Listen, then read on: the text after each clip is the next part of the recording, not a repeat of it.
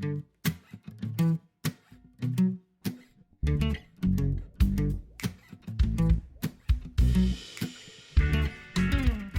I'm Hillary Acer, welcoming you to Raise the Line with Osmosis from Elsevier, an ongoing exploration about how to improve health and healthcare.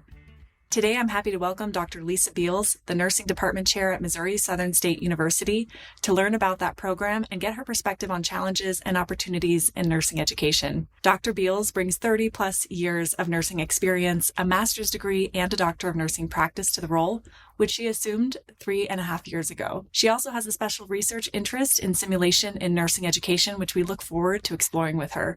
Thanks so much for being with us today, Dr. Beals. Thank you so much for the invitation. I'd like to start with learning more about you and what first got you interested in healthcare and particularly nursing. Well, as you relayed in that very nicely done introduction, I started in healthcare about 34 years ago, actually, way back in the 90s, if you can imagine that. And I actually began, I think, I thought about this question and I'm like, well, what piqued my interest in healthcare in general? And I would think it would have to be I had an interest peaked when I was a young kid. My parents took me to the movie The Fantastic Voyage. I don't know if you know that movie, but it's where they miniaturized a team and they went into the body and explored the body and all of that. And that really piqued my interest in learning about the body. And then I went on to complete my undergraduate degree in biology and chemistry. And from there, I started working actually as a certified nursing assistant. And I think that's really when my interest in nursing kind of came to fruition, working with that population of patients. And so went on to get my degree in nursing and of course went on to finish that on out with my doctorate in nursing practice. Wow, what a journey. I'm not familiar with A Fantastic Voyage, but I do recall getting inspired by the Magic School Bus and Mrs. Frizzle going on several, inter-body explorations. So I love that. And yeah, you've had quite an amazing career. In fact, you've spent many years as a medical surgical nurse caring for patients before and after procedures. What drew you to that particular work? Well, I think I knew where I wanted to start out in my practice, and that was absolutely at the bedside. I started out in a small rural hospital of about 70 beds and caring for patients. Mind you, this was back in the early 90s. And, from there, I just kind of progressed after I got some experience and actually ended my private sector career in the operating room. So that's where I started to think about, well, what are the next steps for me, and ended up going back to school for my graduate work and worked actually as a clinical adjunct instructor. Wow, thanks for sharing that. And I would love to actually just double click on your work in a rural hospital and how that may be different or what some of those unique challenges might have been. Can you elaborate on that? Absolutely. Yes. Working in a rural hospital, I've actually experienced both now. So, working in a rural hospital and working in a larger urban type hospital. And definitely there are challenges working in a rural hospital in terms of access to resources, not only for clinicians, but, for patients too. I think that's in the forefront nowadays in healthcare is, how to bridge that gap in terms of providing patient care in rural settings, that will help their health and preventative health and on down the road. So yeah, a lot of challenges being a nurse in a rural setting. That actually brings to mind a memory that I have, back in the day, the nurse on the med surg floor, you were it, you were the preparing medicines as the pharmacy would nowadays, and just had to kind of be an expert in a lot of different things from emergency care to even obstetrical care. I remember having to go back and help with that as well when I was caring for patients on medical surgical floor. So nowadays, that hospital has grown and become a fabulous center for the community that where it's at. And I feel so fortunate to having started my career in that area. It sounds like it gave you such a wide range of experiences and probably maybe more than you actually bargained for at times, given some of the resource restraints. And I actually grew up in a fairly small town in Arizona too. So I have a lot of respect for healthcare workers who do that work in rural settings, knowing how expansive their roles can get, depending on the resources. So that's great. And you mentioned also being a clinical adjunct instructor kind of later on in your career. How did you first get involved with nursing education and what are some of the highlights of working in that field over the past dozen years or so? Yeah, so that's a great question. And that also kind of brings to the forefront a memory I have of working on that med surg floor. When I was early on in my career, I advanced to the level of a charge nurse pretty quickly. And with that role, I actually mentored a lot of new graduates that would come on my work 3 to 11 shift. Of course, there's not too many places that have that shift anymore. It's all 12-hour shifts, but had just a great group of new graduates and mentored them in their, initial journey into nursing. And that kind of piqued my interest with education and nursing education in particular. I would think that's probably where it all began, actually. It sounds like that was pretty fulfilling for you to mentor some of these new graduates. Is there anything in particular that you honed in on, or maybe a certain wisdom that you passed along to them? I think probably their desire to learn and to continue learning. A lot of times you get out of school, it's like I am done with learning, and that could be further from the truth in healthcare. I mean, you're constantly learning, even up to now. I'm learning every day. Technology has advanced so much, and I think that that group of wonderful nurses I still have contact with on occasion, and just their desire to help people and to learn and to be excited about that, I think was the highlight of that experience. It sounds like you had a pretty enormous impact on them. And I'd love to come back to your mention of technology in just a little bit, since that is exploding. And that's one of the areas that we intersect with, is trying to help revolutionize, health education, patient education, and make sure that it's more accessible. But before we get there, I'd love to get an overview of Missouri Southern State University's nursing program and what you think its strengths are. Yeah, Missouri Southern States University is actually located in Southwest Missouri in the town of Joplin, Missouri.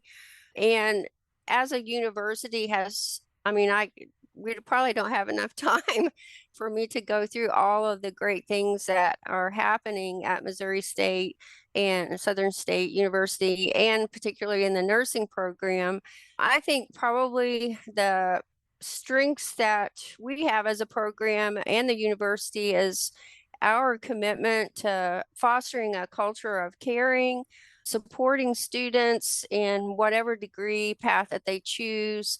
In the nursing department in particular, working with a fabulous group of faculty that, really care about their students' success and know how tough it is to go through nursing school. We have a baccalaureate program. We have 3 programs, actually. We have the traditional baccalaureate program. We have an LPN to BSN Bridge, and then we have an online RN to BSN program that helps to support, those nurses that maybe graduate with an associate degree or diploma degree, but want to continue their education.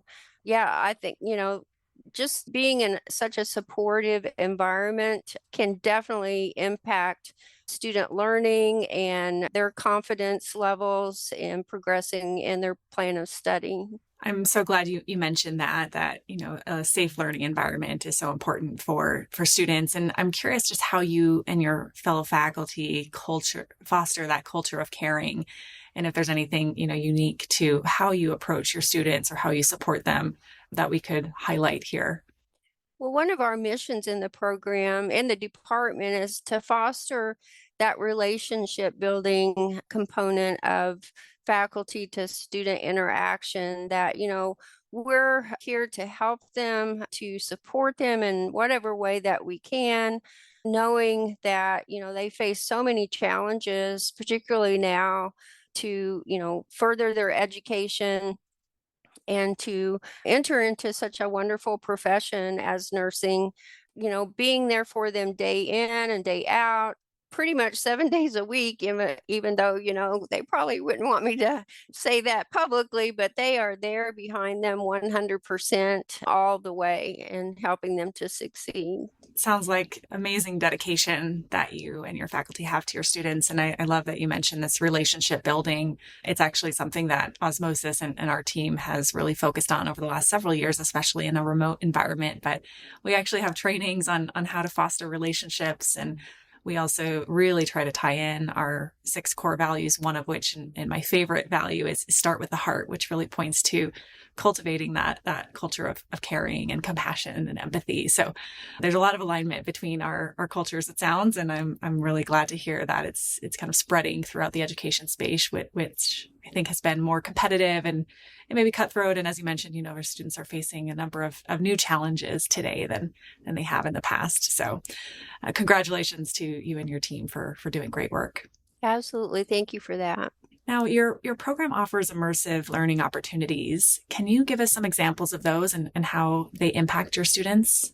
Absolutely. I think in the classroom, faculty in the department as a whole are really dedicated to trying to bridge that academic practice gap, that is pretty prevalent even though active learning, is growing in momentum by incorporating such things as escape rooms and, taking students into simulation.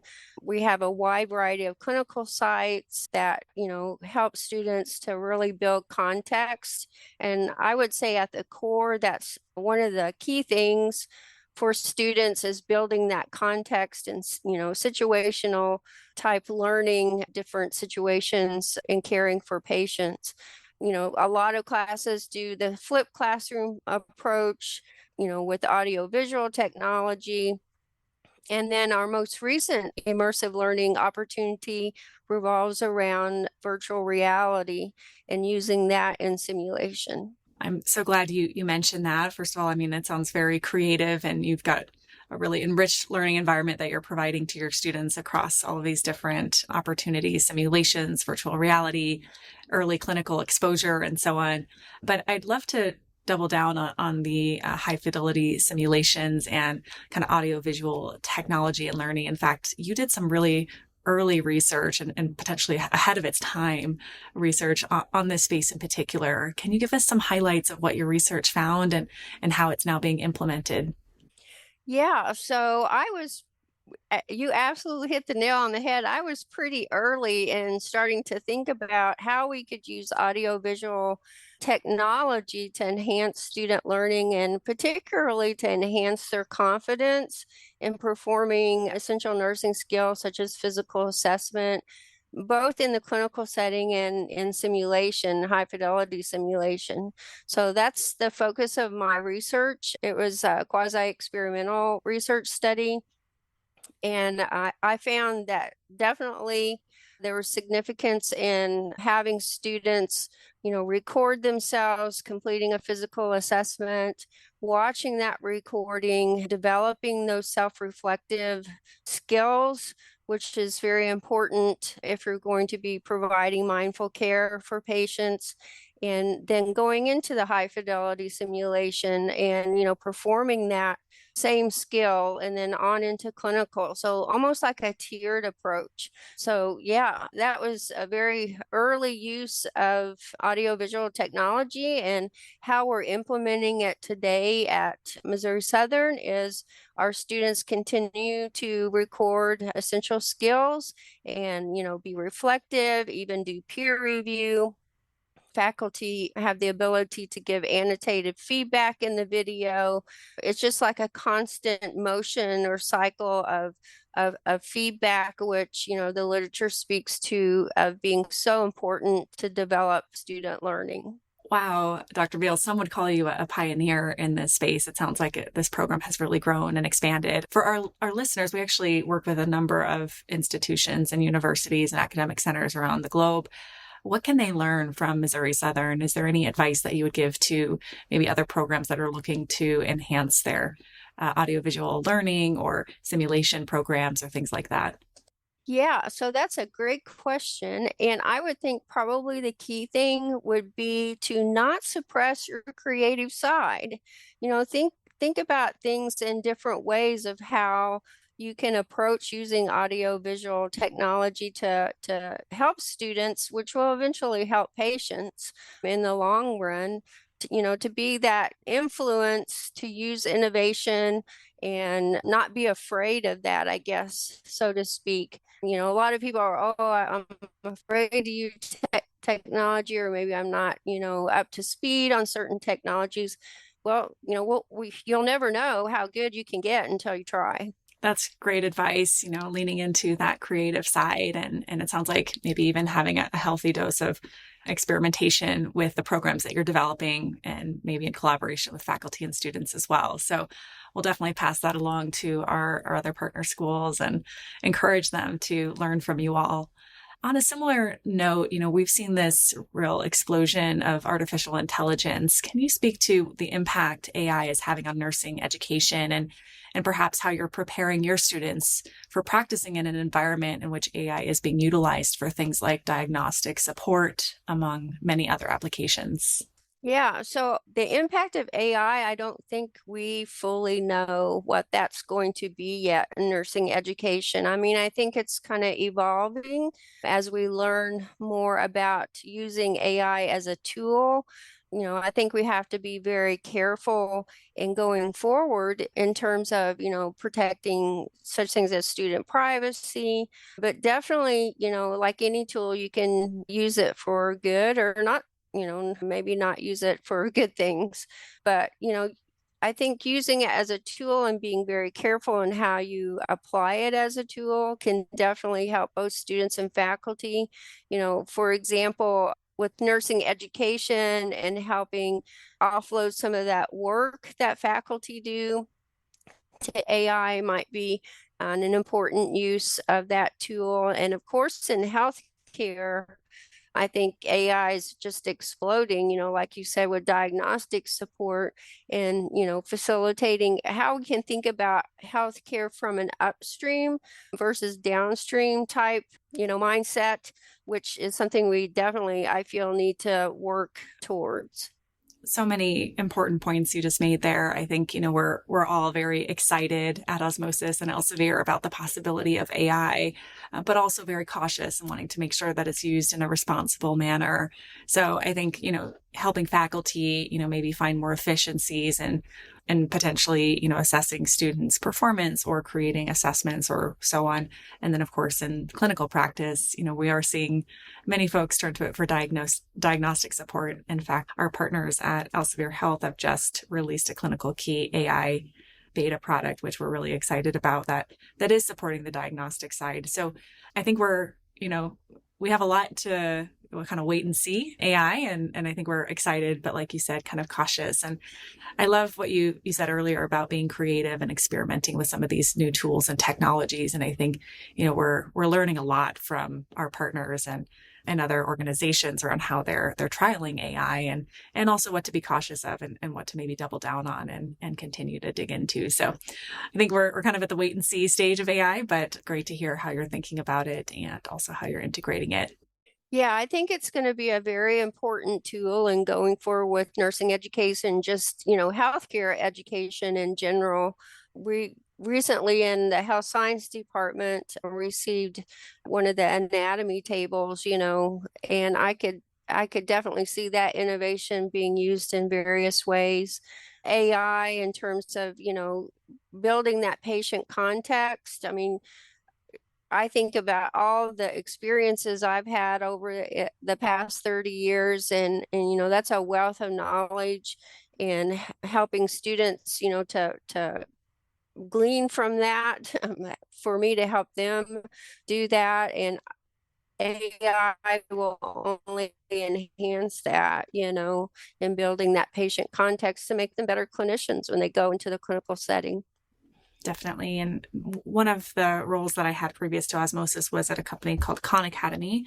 And they've recently launched more of a Socratic tutor model with a tool called Conmigo. And it's been really interesting to see that use case where, a student can ask this AI tutor a question, and instead of just giving it the answer, it will actually kind of guide the student through a series of questions and help them find their own answer. So I think there's a lot of really great applications, and yeah, we'll kind of stay tuned on what's around the corner for all of these emerging technologies. Yeah, absolutely. We use Socratic questioning frequently when we're giving feedback or, in the classroom. Absolutely. That's great. And, we are a teaching company, and one of the things that we love to do is fill in knowledge gaps with or without AI. So is there a topic that you think Osmosis should make maybe a learning video about or educational materials about that would fill in a gap that's of particular interest to you? Well, of course, I get excited anytime you say high fidelity simulation. So, helping educators to be better at what they do maybe would be something that could fill in that gap. We're pretty innovative in our program. For example, right now we actually do a hybrid type of simulation where we take a patient in virtual reality, have them run through that scenario, and then expand upon that same patient scenario in high fidelity simulation. So they're experiencing both worlds. And then up and coming augmented virtual reality, that's another up and coming thing. So just helping us to be better healthcare educators, I think would be an interest that I would have. Well, potentially there's an opportunity for us to partner with you and your teams on creating content like that. It's definitely an area that we focused on around evidence-based, learning science. And we have a couple of courses for educators on how to teach in especially a hybrid environment or sometimes a fully remote environment, or utilizing Osmosis to flip your classroom and so on. But certainly we haven't gotten into the details of things like augmented virtual reality or even high fidelity simulation. So there's a big opportunity there, and would love to collaborate with you further. Yeah, I think that would be awesome. Dr. Beals, we have many students and early career health professionals in our audience. What is your advice to them about meeting the challenges of this moment and approaching their career in healthcare? That question requires some thought. And in thinking about that, I think, I think we all are hyper aware of the fact of the experience that we went through with the pandemic and the challenges that we faced in healthcare with that. And also, in healthcare education. So what I could, what little advice I could give to them is, to be patient with yourself. I mean, learning is difficult, and it can be very frustrating, when you're not instantly, getting something. So being patient with yourself, being persistent with your learning, being intentional with your learning is so very important, especially when you're learning new concepts. And certainly, the audiovisual component of that and what Osmosis provides only can,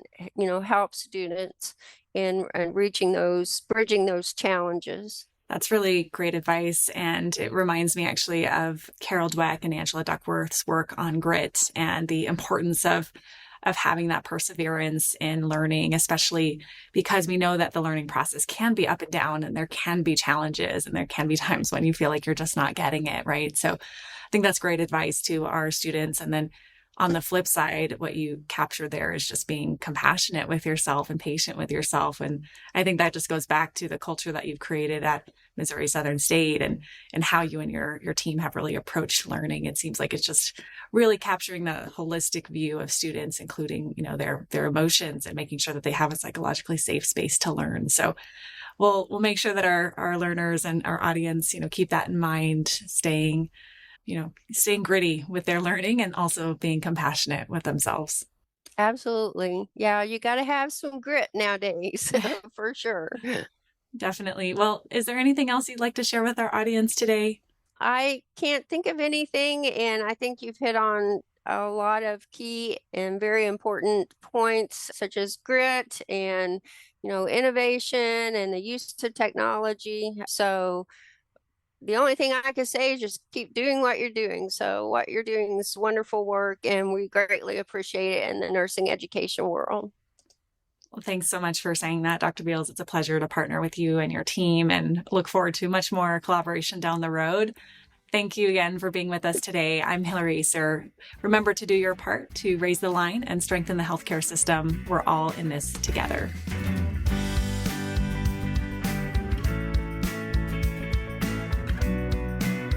If you like this podcast, please share it on your social channels. You can also subscribe to the series and check out all of our episodes at osmosis.org/raisethelinepodcast.